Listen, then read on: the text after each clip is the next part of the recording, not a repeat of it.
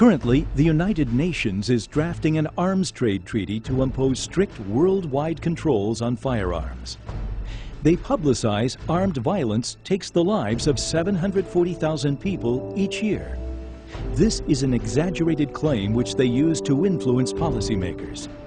Of that 740,000 number, they allege 490,000 are non-war-related homicides, and 250,000 deaths are directly or indirectly due to war. According to a recent study, those alleged figures are too high and are out of line with other research. The UN claims the figures are based on global homicide rates and statistical models they refuse to publish. Until thoroughly documented data is made public, the UN's claim is unsubstantiated. The Arms Trade Treaty demands worldwide gun registration and the destruction of all small arms. The treaty is backed and funded by IANSA, the International Action Network on Small Arms. IANSA is an international non-governmental organization that is financially supported by 120 countries, including Great Britain, Brazil, Canada, and Japan. IANSA played a significant role in the Australian gun ban legislation in 1997. The group has publicly stated they oppose the use of firearms for self-defense. IANSA is at war with Jewish law.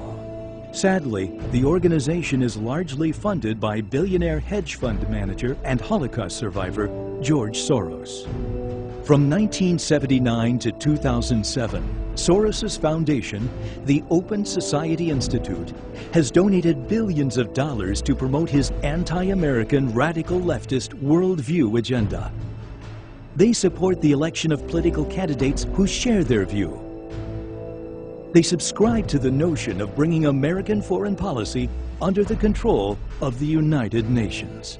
And they have funneled tens of millions of dollars annually to gun control organizations in worldwide support of stricter gun control measures. Should IANSA and the UN succeed with their global gun control agenda, a non-elected body of bureaucrats would take the issue of gun control out of the hands of the U.S. electorate and undermine the Constitution.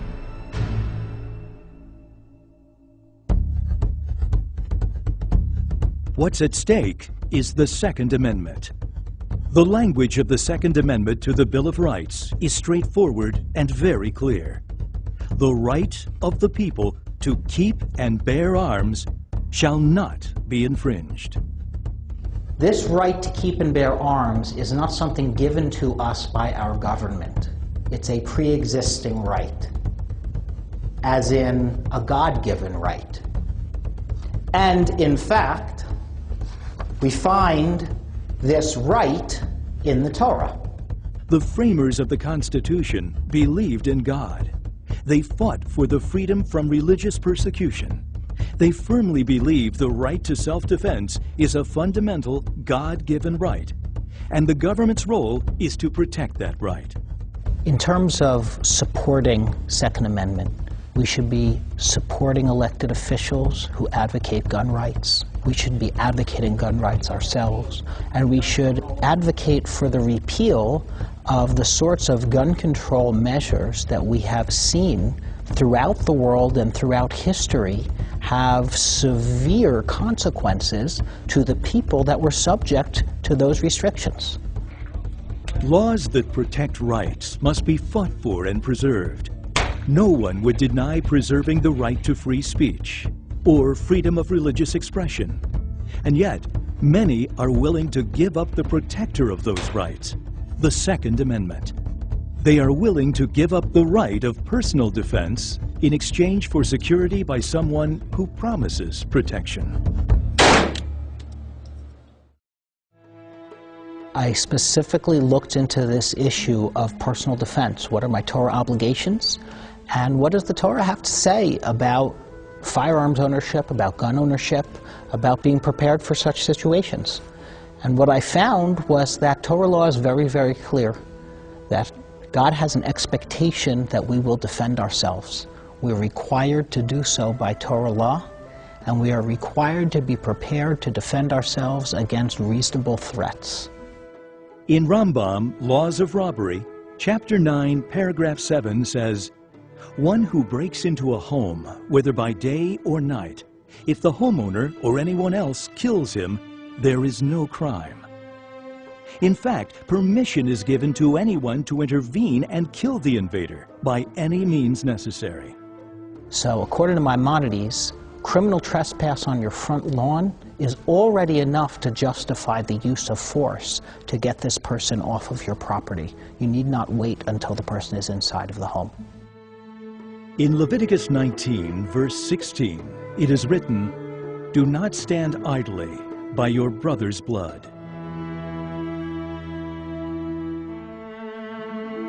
Rashi says, do not stand idly by the blood of your neighbor. For example, if you see him dying and you can help, you are forbidden from standing by and doing nothing.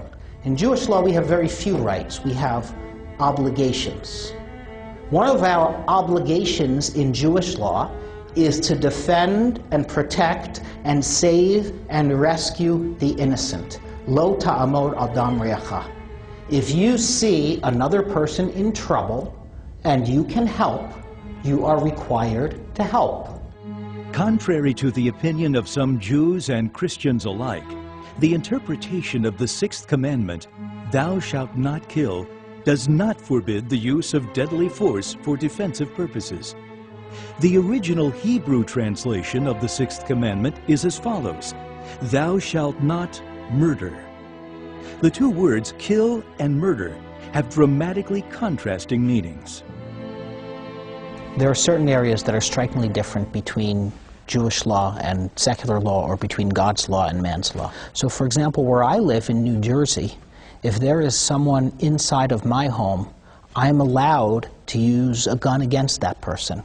If there's someone inside my neighbor's home and I went with my gun to protect my neighbor's home, I would be arrested and put on trial for that. In Jewish law, I have an obligation to help. And if I can help, but I don't, I am held culpable by God Himself. He holds me responsible. I answer to a higher authority. We as Jews have a choice.